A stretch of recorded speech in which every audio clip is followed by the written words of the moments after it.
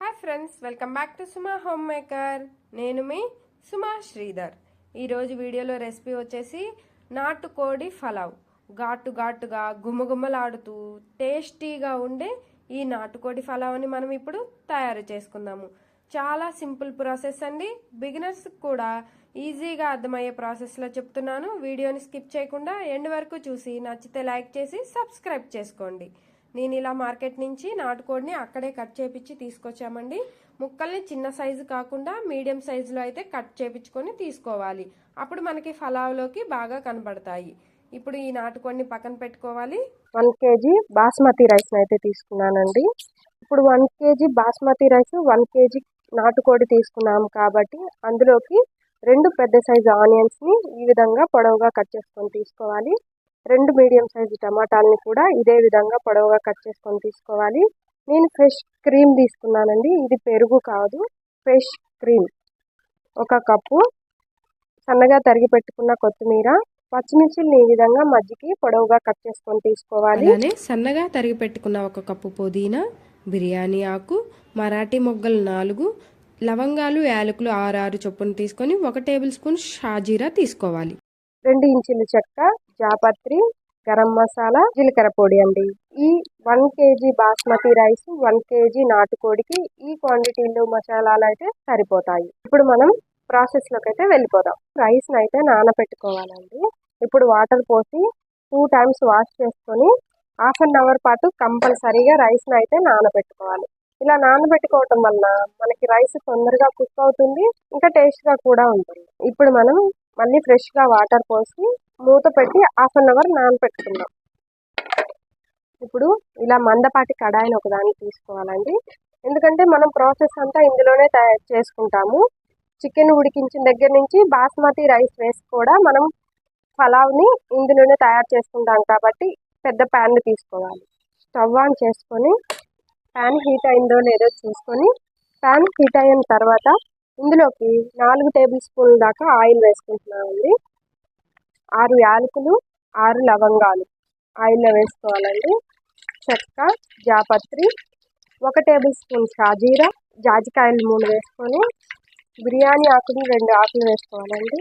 వీటన్నిటిని ఒకసారి ఇలా గెరటితో తిప్పుకొని ఆయిల్లో ఫ్రై చేసుకోవాలి. ఇవి కొంచెం ఫ్రై అయిన తర్వాత అందులోకి సన్నగా కట్ చేసుకున్న పొడవుగా కట్ చేసుకోవాలండి 2 మీడియం సైజ్ ఆనియన్స్ని కూడా వేసుకోవాలి. ఇలా గెరటితో తిప్పుకుంటూ ఇవి గోల్డెన్ బ్రౌన్ కలర్ వచ్చేంత వరకు ఫ్రై చేసుకోవాలి.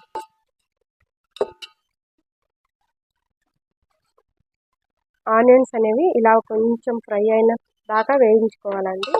ఇలా ఫ్రై అయినప్పుడు మనం అల్లం వెల్లుల్లి పేస్ట్ వేసుకొని ఫ్రై చేసుకుంటే అల్లం వెల్లుల్లి పేస్ట్ వేగేలోపు అవి ఇంకొంచెం వేగి బ్రౌన్ కలర్లోకి వస్తాయి. ఇలా పొడవుగా కట్ చేసుకున్న పచ్చిమిర్చిని వేసుకోవాలి. 1 పెద్ద టేబుల్ స్పూను అల్లం వెల్లుల్లి పేస్ట్ని కూడా వేసుకొని అల్లం వెల్లుల్లి పేస్ట్ పచ్చివాసన పోయేంత వరకు ఫ్రై చేసుకోవాలి ఆయిల్లో. మనకి ఏ కర్రీ అయినా లేకపోతే బిర్యానీ అయినా పలావ్ అయినా మంచి టేస్ట్ ఉండాలి అంటే అల్లం వెల్లుల్లి పేస్ట్ని స్టవ్ని సిమ్లోనే ఉంచి ఫ్రై చేసుకుంటే మంచి స్మెల్ వచ్చేదాకా ఫ్రై చేసుకుంటే ఆ కర్రీకి కానీ పలావ్కి కానీ మంచి టేస్ట్ వస్తుందండి. ఇలాగ మనం ముందుగా కట్ చేసుకున్న టమాటాలని 1 కప్పు ఇందులోకి వేసుకొని టమాటాలు మగ్గేంత వరకు ఆయిల్లో బాగా ఫ్రై చేసుకోవాలి. ఈ ఫ్రెష్ క్రీమ్ని వేసుకోవాలి. అందరూ నెయ్యి వేస్తారు, నేను నెయ్యి కాకుండా ఎప్పుడు పలావ్ చేసినా ఫ్రెష్ క్రీమ్ వేసుకుంటాను. దీనివల్ల మనకి పలావ్ అనేది మంచి టేస్ట్ వస్తుంది. క్రీమ్ అంతా ఆయిల్లో బాగా కరిగిపోయి ఈ గ్రేవీ లాగా అయిపోతుందండి. ఇలా ఆయిల్ పైకి తేలుతున్నప్పుడు సన్నగా తరిగి పెట్టుకున్న కొత్తిమీరని వేసుకోవాలండి.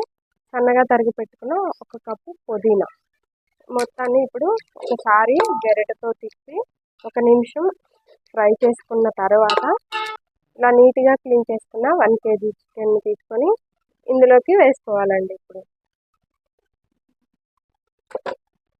ఈ స్టేజ్లోనే మనం చికెన్కి పట్టాలి కాబట్టి 2 టేబుల్ స్పూన్ల కల్లుప్పును వేసుకోవాలండి. మొత్తాన్ని ఒకసారి గెరటితో కలయి తిప్పుకుంది.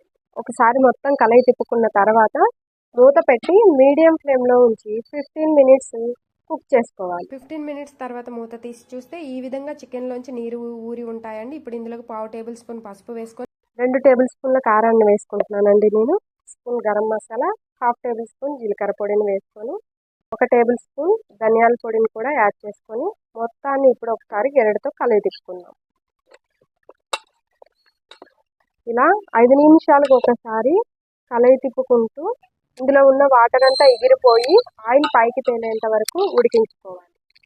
ఆల్మోస్ట్ చికెన్ 75% కుక్ అయిపోయిందండి. ఇలా ఆయిల్ పైకి తేలుతున్నప్పుడు ఇందులోకి ముందుగా నానబెట్టి ఉంచుకున్న బాస్మతి రైస్ మొత్తాన్ని స్ట్రైన్ చేసుకొని మొత్తాన్ని ఇందులోకి అయితే యాడ్ చేసుకున్న తర్వాత గెరిటితో ఒకసారి మొత్తాన్ని కలయి తిప్పి 1 నిమిషం పాటు మగ్గించుకోవాలి. ఇలా మగ్గిన తర్వాత మనం ఏ కప్పుతో అయితే రైస్ని తీసుకున్నామో ఆ కప్పుతోనే వాటర్ని యాడ్ చేసుకోవాలండి. నేను ఈ కప్పుతో 3 కప్పుల రైస్ని తీసుకున్నాను, అందుకోసము 5 కప్పుల వాటర్ని అయితే యాడ్ చేసుకుంటున్నానండి. ఈ కొలతతో కనుక మనం వాటర్ని యాడ్ చేసుకుంటే రైస్ అనేది పొడి పొడిలాడుతూ ఉంటుంది. ఇప్పుడు ఇందులోకి ఒకసారి సాల్ట్ని అయితే చెక్ చేసుకొని సాల్ట్ని అయితే యాడ్ చేసుకోవాలండి. నాకు సాల్ట్ కొంచెం తక్కువైంది. యాడ్ చేసుకొని మొత్తాన్ని ఒకసారి గెరటితో తిప్పి మూత పెట్టి స్టవ్ని 20 నిమిషాలు హై ఫ్లేమ్లో 10 మినిట్స్ సన్నని సెగ మీద మగ్గించుకుంటే వేడి వేడిగా నాటుకోడి ఫలావ్ అనేది రెడీ అయిపోతుంది. చూసారా అండి, పొడి పొడిగా గుమగుమలాడుతూ ఉండే నాటుకోడి ఫలావ్ రెడీ. ముక్కలు కూడా పర్ఫెక్ట్గా ఉడికి మనకి రైస్ కూడా పొడి పొడిలాడుతూ ఉంటుంది. ఈ వేడి వేడి నాటుకోడి ఫలావ్ని మనం ఎటువంటి గ్రేవీతో సర్వ్ చేసుకోవాల్సిన అవసరం లేదండి. కొంచెం రైతాతో 2 ఆనియన్స్ లెమన్స్ వేసుకొని సర్వ్ చేసుకొని తింటే సూపర్గా ఉంటుందండి. వేడి వేడిగానే సూపర్ టేస్ట్ అయితే ఉంటుంది. నచ్చితే వీడియో ప్లీజ్ సబ్స్క్రైబ్.